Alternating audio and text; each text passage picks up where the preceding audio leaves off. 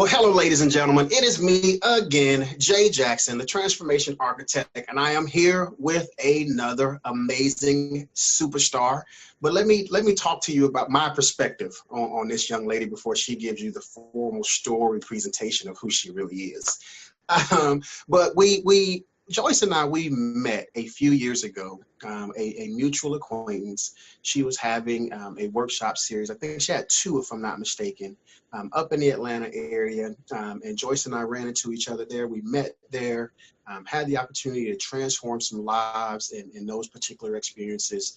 And over the last couple of years, she's continued to do some great things in her journey. I've continued to do some great things in my journey. And now we're coming together for an opportunity for us to work and partner on a partnership that I believe is, I believe it's amazing. I was saying to Joyce before we got on that, it started out as just an idea. Reading through a book, T.D. Jakes' Sword, that was given to me by someone else because I asked him for help on something else, and it has now morphed into what you see today. Purpose, Power, Profits, how to increase your impact on the world. It is just purpose-driven entrepreneurs who are all coming together to share value with you. This superstar, the Dream Activator, she did a presentation one day, and I felt like she was talking to me. Like I was just like, oh, she's really talking to me. So she has her imprint on what you're seeing right now today. That's why it's so important that you have other like minds near you so you all can grow and climb together and just put a unified team together to really do the work that is necessary to help people live a better life and grow in their purpose and their business. So without further ado, welcome, Miss Joyce Gilmer. If you will, please just tell the people a little bit about you, what makes you an expert on how to plug back into your power and take control of it. Yes. Thank you so much for having me, Jay. Thank you also for calling me young. I did catch that. Thank you for calling me young lady. I always appreciate that. You are young in spirit. You got a whole lot of energy and fight. So yes, you are young. Thank you for that. And thank you for having me. So I grew up like in the 70s, right? I grew up in the 70s. I was a skinny, scrawny little chocolate black girl, and with very low self-esteem, just very low confidence. Excuse me, I was an introvert by nature. And on top of that, I was teased and bullied, and I had all these really long, thick ponytails. And so, I was teased. It was the light skin, black skin wars. You're probably too young to know about that back in that day. So, the melanin was not on fleek back then. It wasn't considered on fleek. So we were teased for our chocolateness.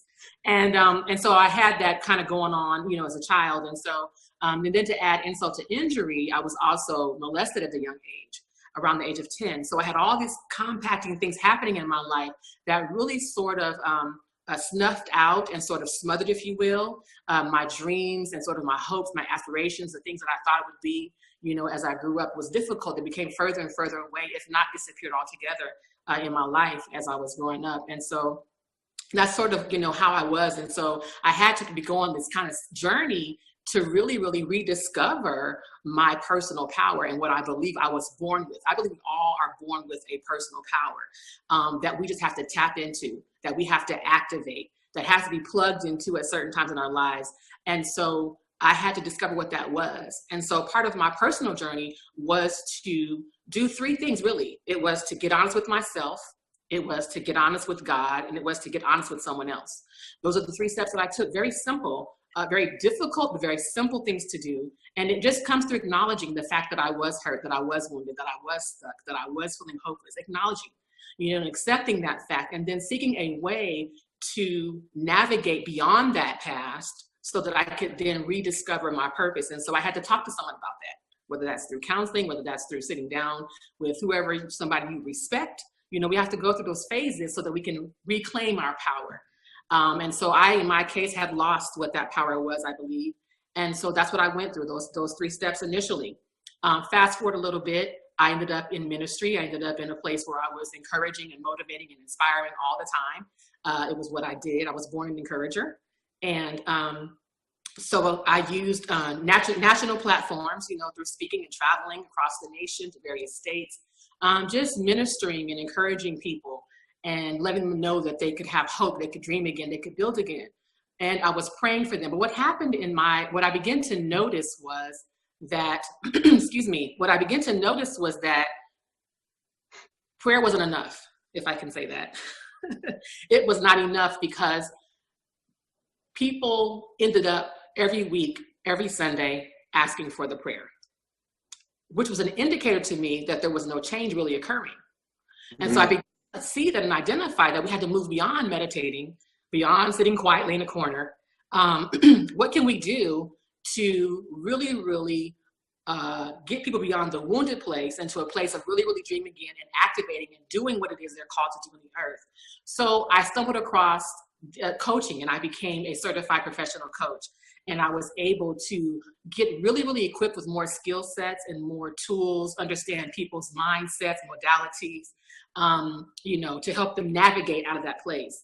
And so through the power of coaching, then I became a certified life coach. Then I became a professional coach. Then I created my own firm, became the CEO of my own firm now, Empowered Living, excuse me, my voice, I'm sorry. And then beyond the Empowered Living, then I also now have the Dream Launcher Academy, where I actually take people through a very intimate 6-week course, women in particular, that want to build their dreams and build their businesses. And so that's what qualifies me now. Now we are several graduates beyond the academy. I have my own life experience. I have several clients, one-on-one and group consultations, where we are just changing lives, and they are making impact and income now in the earth with what's on the inside of them.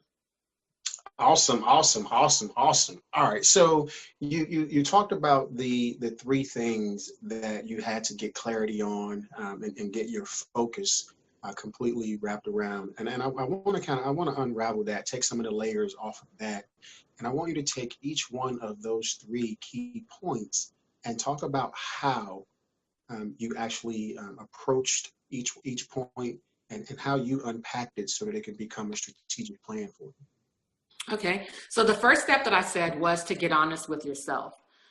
You have to get beyond the denial. So I had to acknowledge that these things had happened to me. And for me, it was actually sitting down. I'm a writer. So by nature, I sit down, I journal, and I write. So for me, it was writing things down.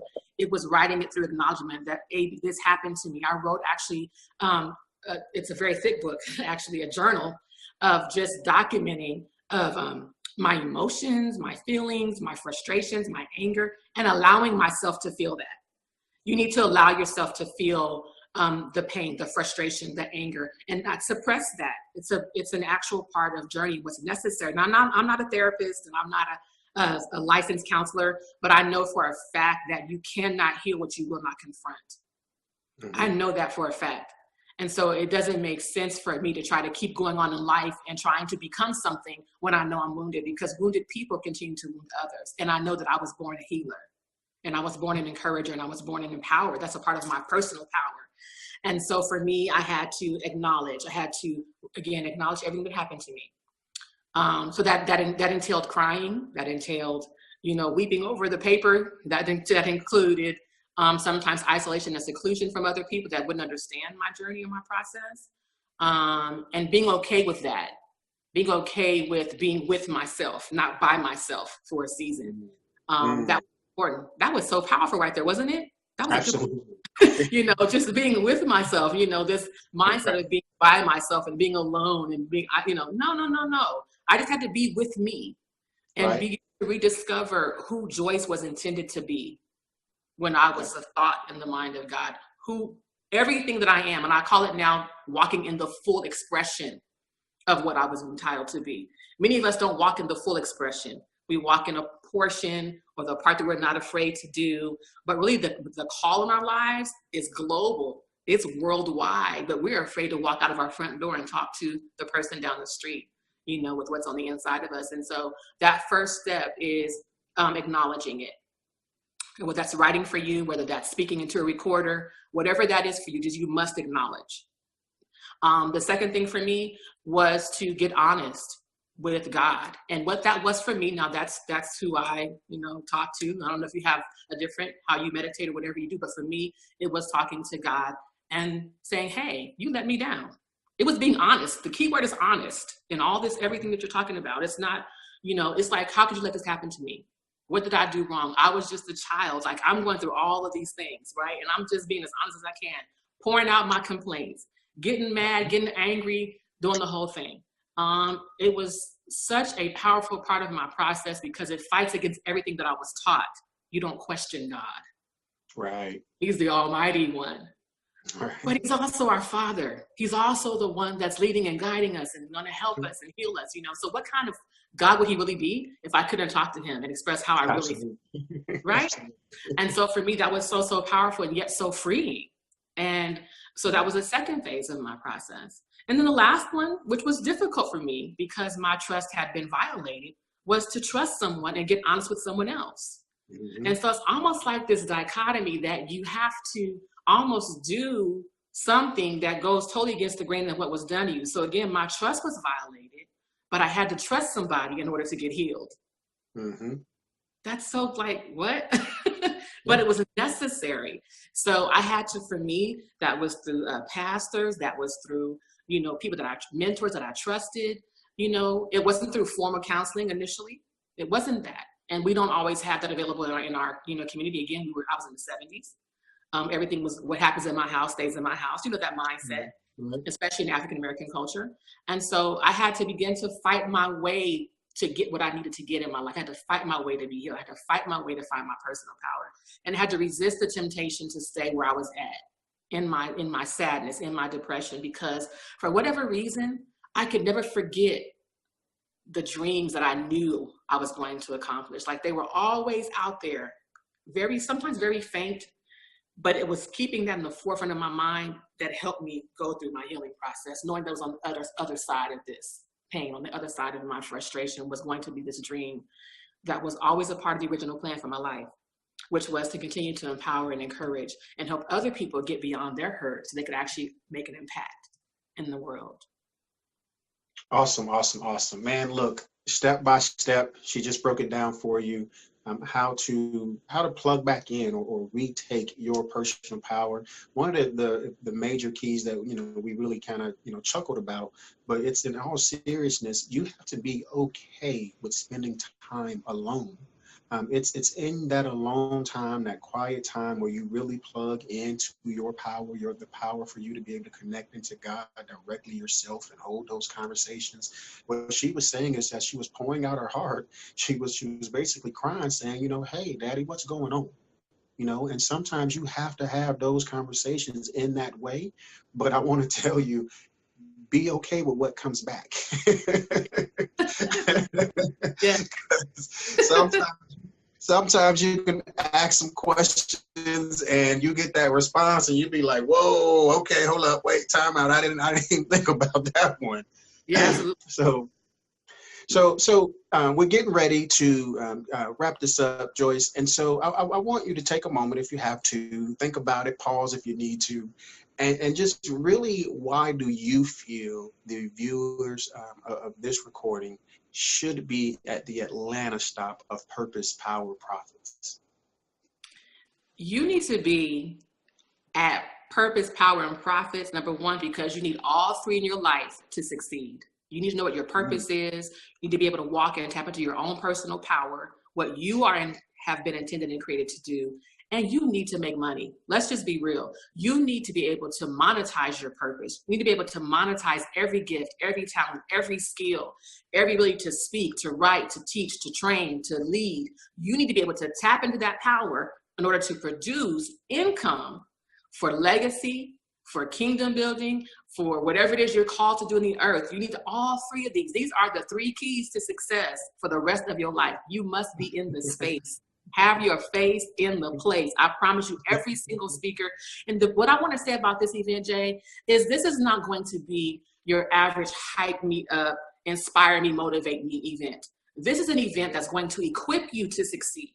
And that's the difference. We're not going to just be empowering you and encouraging you. No, you're going to be equipped with not just have a bunch of notes and go home and not know what to do with it. No, we're going to equip you to walk away with the skill set to be able to succeed. So you need to be in the room. Absolutely have to be there.